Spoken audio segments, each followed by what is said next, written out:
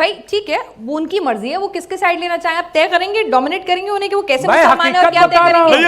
अगर वो ऐसे मुसलमान बनना चाहते हैं जैसे सरस्वती वंदना याद, एक मिनट रिजवी साहब, अगर वो ऐसे मुसलमान बनना चाहते हैं जिसे सरस्वती वंदना जुबानी याद है तो ये उनकी मर्जी, आप तय करेंगे, अच्छी बात है, ये उनकी मर्जी ना, आप कौन डिसाइड करने वाले होते हैं। जहां पे इसकी जरूरत सर्टिफिकेट आप देंगे, जहां पे इसकी जरूरत है। अगर मैं खुतबा पढ़ने लगूं तो आपके चैनल पे 5 मिनट खाली खुतबा पढ़ूंगा, कहिए तो पढ़ के सुनाऊं अभी, अब आपकी डिबेट निकल जाएगी, लेकिन आप इनको सुनती है। माता सरस्वती का मंदिर स्वतंत्र हुआ है, माता सरस्वती की भैया तो ठीक है, इसमें चले जाओ वहां ना, ये वहां नहीं गए, अरे भाई वो मंदिर में जाके पढ़ो, वहां 5 दिन का जाकर के वॉश करो, तब हम जाने टीवी डिबेट में आके ड्रामा कर रहे हो।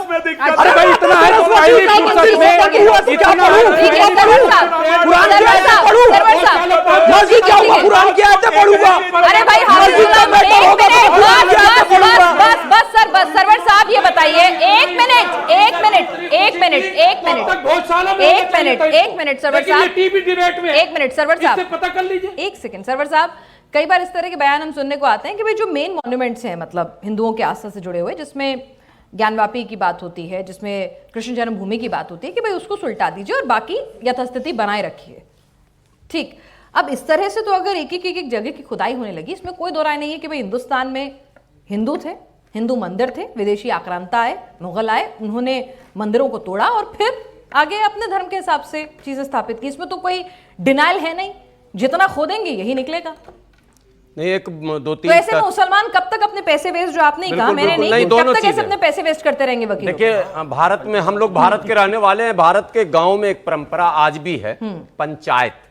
जब कोई आपसी डिस्प्यूट हो जाता है तो जो पंचायत में, गांव में, समाज में बड़े बड़े लोग होते हैं, उन्हें बैठाया जाता, दोनों पक्ष अपनी बात रखता है और पंचायत के हवाले होता, वो जिस निर्णय पर पहुंचे उसे मान लिया जाता।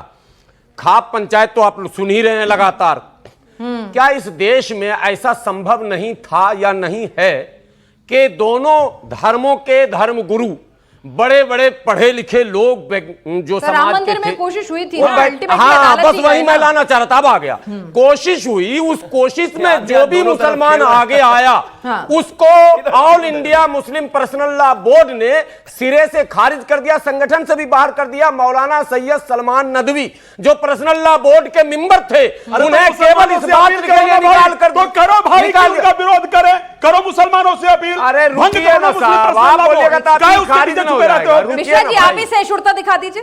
मैं दिखा रहा हूँ, नहीं, यही दिखाते नहीं, सनातन तो समावेशी है ना। अरे सुनिए ना, सुन तो लीजिए, मेहरौली में जाइए, मस्जिद के बाहर दिखाई देना मंदिरों को तोड़कर बनाया गया। सनातन तो समावेशी है ना, सॉरी ठीक है, सनातन तो समावेशी है। सनातन समावेशी था, इसीलिए तो यह हाल हो गया। समावेशी ना, आप सनातन भी बदल देंगे, आप सनातन भी बदलेंगे, सनातन की खूबसूरती भी बदल देंगे।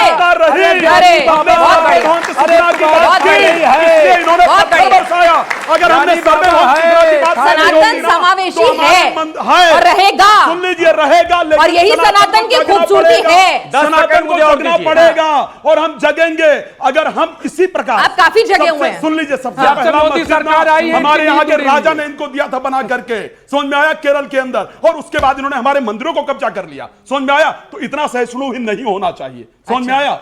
अहिंसा परमो धर्मा लिखा है हमारे वेद में, लेकिन लिखा है धर्म हिंसा तथैव चा। यदि हमारे धर्म पर कोई यहाँ चाहेगी तो हमें खड़ा होना पड़ेगा। गौशाला में आज आ रही थी आपके धर्म पे, क्या आज क्यों नहीं आ रही थी भाई? अच्छा, सरस्वती जी पूछ रही, क्यों नहीं आ रही थी भाई? सरस्वती जी का हमारा मंदिर, ज्ञान की देवी का मंदिर, स्कूल तोड़ दो, ज्ञान की देवी का मंदिर तोड़ दो और वहां बैठ करके काटना शुरू कर दो और फिर कह दो कि हमारे यहाँ आँच ही नहीं आ रही थी, हमारे धर्म पर आँच नहीं आ रही थी। भाई ऐसे कब तक छोड़ते रहेंगे? शिवम, आप सत्तारूढ़ पार्टी को रिप्रेजेंट कर रहे हैं, छोड़ दीजिए, आप सत्तारूढ़ पार्टी को रिप्रेजेंट कर रहे हैं। मोदी जी खुद कहते हैं सबका साथ सबका विकास, ठीक है, और हमें मतलब आगे अपने को दुनिया की अर्थव्यवस्था में शामिल करना है, आगे बढ़ना है। अगर इस तरह के कम्युनल टेंशन अराइज होते रहेंगे, मैं आपसे एक बहुत जिम्मेदारी वाला सवाल पूछ रही हूँ। आरएसएस ने भी कहा था कि भाई कब तक और कहां तक, यही सवाल है कि ठीक है, कब तक और कहां तक, कहां होगी वो लिमिट, क्या होगी? ऐसे आज किसी ने दाखिल की है, कल को कोई और दाखिल कर देगा, फिर अदालतों पे बोझ बढ़ेगा, और जाहिर सी बात है मामला आस्था से जुड़ा हुआ है तो हर कोई अपना पॉलिटिकल मोटिव भी तलाशेगा, ऑब्वियस सी बात है, ऑल द पार्टीज। देखिए, सबसे पहले तो एक चीज कहना चाहता हूं कि हम शांतिप्रिय धर्म है, इसमें कहीं कोई दो राय नहीं है, और हम सबके साथ रहने में विश्वास करते हैं, इसमें भी कोई दो राय नहीं है। हम अतिथि देवो भव करते हैं, इसमें भी कोई दो राय नहीं है। लेकिन अतिथि हमारे घर में आकर हम उसका आतिथ्य करें और वो आकर हमारा गला काट दे और तब भी हम बेवकूफों की तरह हाथी जोड़े खड़े रहे, ये भी कोई मुझे लगता है कि धार्मिकता है नहीं, इसका भी कोई समझदार, ये कोई तर्क नहीं। सनातन सहृदय है। हमें आगे बढ़ना है, इतिहास भाई यार वहीं पर इतिहास में पढ़े रहना। मैं आपसे पूछ रही हूं। मैं अब जवाब उनके बीच में इसलिए नहीं बोला 15 मिनट, उन्होंने बिल्कुल नहीं बोला, सबको शांति से सुना। तो अगर हमको सुन ले, क्योंकि सत्तारूढ़ पार्टी की जिम्मेदारी के साथ बोल रहे हैं। तो जाहिर है हाँ, हम सम्मान करते हैं, सबके साथ रहना जानते हैं, सबके साथ रहते हैं, शांति प्रिय हैं, लेकिन इसका यह मतलब नहीं है कि आप हमारे ऊपर पैर रखकर चले जाओगे, हमारे धर्म को रौंदते चले जाओगे। दूसरा, जो आपने कहा कि आप बताइए भोजशाला में कैसे धर्म का या सनातन का अपमान हो रहा था। काशी को लेकर एक बात कही जाती है कि जब आक्रांताओं ने वहां पर आक्रमण किया तो शिवलिंग को लेकर एक पुजारी, ताकि उसको कोई खंडित ना करे, वो ज्ञानवापी के कुएं में कूद गया, उसने अपनी जान दी लेकिन शिवलिंग को बचाया। आज लोग उस पर हाथ धोए, आप कह रही हैं धर्म पर कैसे आंच आती है? माफ कीजिए, लेकिन ये बहुत ही निम्न स्तर की सोच है। मतलब फिर तो कोई बात ही नहीं रह गई, अगर धर्म से आपको फर्क ही नहीं पड़ता तो। अब आगे आता है, हाँ हमें आगे जाना है, हाँ हम आगे जाना चाहते हैं, हाँ हम 5 ट्रिलियन इकोनॉमी बनना चाहते हैं, हाँ हम फास्टेस्ट ग्रोइंग इकोनॉमी बनना चाहते हैं, हाँ हम वर्ल्ड पावर बनना चाहते हैं, हाँ हम इस देश में जो है 160 से ज्यादा वंदे भारत लेकर आए, 150 से ज्यादा एयरपोर्ट्स बनाए, सब कुछ किया। लेकिन धर्म भी एक व्यक्ति के जीवन का उतना ही महत्वपूर्ण पहलू है।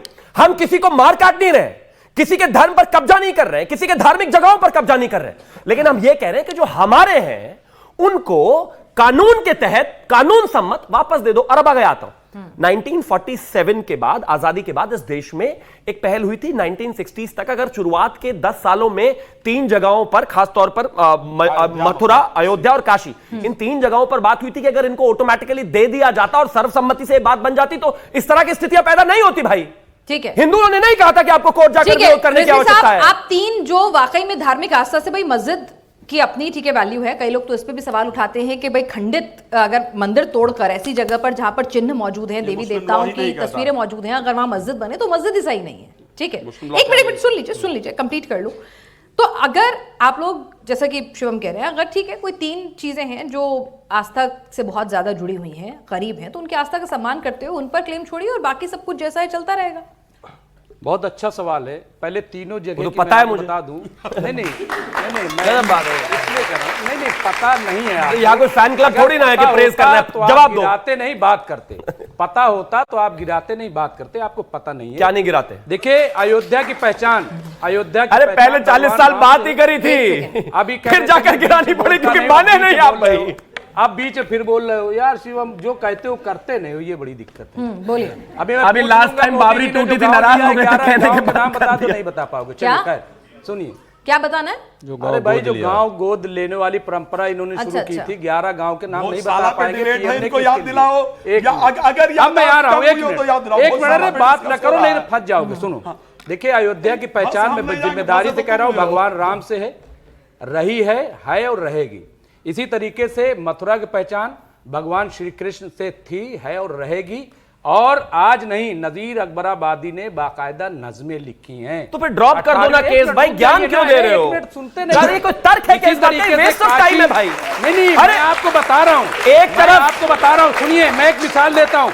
एक तरफ कहेंगे कि मथुरा की पहचान श्री कृष्ण मंदिर से है, लेकिन कोर्ट भी पहुंच जाओगे। अरे अगर पहचान है तो छोड़ो भाई, खत्म करो। बोलने लगे नहीं, फिर कोई तर्क नहीं है इस बात में। होने लगा, आप सच्ची भाई आप दोनों तरफ नहीं चल सकते भाई। मैं कह रहा हूं, है भी नहीं और केस भी करेंगे। गाल में तिल होता है, सुनिए, तिल जो है, कल तक तिल जो है वो खूबसूरती की अलामत। उनको बोलिए आप देवी हैं तो वो देख लेंगी। आप 3 बार खातून बोले, नहीं देखी आप देवी हैं। अच्छा देवी जी आप सुन लीजिए, फैज साहब करे देवी, फिनाज हूं मैं, नाम ले दीजिए मेरा। चलिए, तो मैंने नाम भी लिया था, लेकिन फैज साहब नहीं जानते कि आप कुछ कर रही थी, ये देख नहीं पा रहे थे।